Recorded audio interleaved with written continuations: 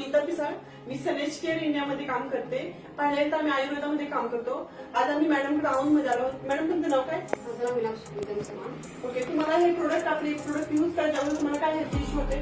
Ma'am मला sugar होतं आणि माझं शुगर फास्टिंग आणि मी केलं त्यावेळेस माझं BSL रायडॉक जो होता तो 250 होता आणि फास्टिंग होतं ते 115 पर्यंत जात होतं. तुमचं प्रोफेशन काय आहे मॅडम?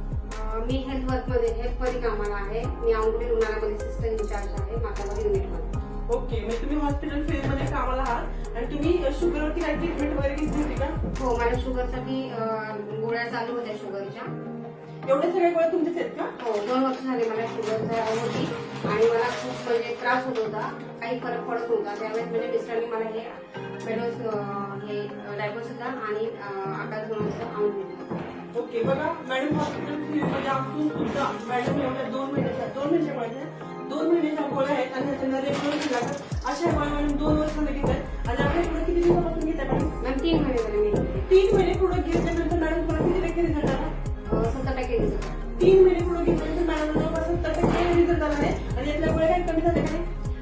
त्यातल्या गोळ्या म्हणजे जो डोस होता माझा तो थोडा कंट्रोलमध्ये आलेला. म्हणजे मॅडमला 70% रिझल्ट आलाय, डोस पण कमी झाला आहे आणि रिझल्ट खूप छान आलाय. मॅडम तुम्हाला काय वाटतं हे प्रोडक्ट किती जणांनी यूज केलं पाहिजे? ऍक्च्युली माझा जो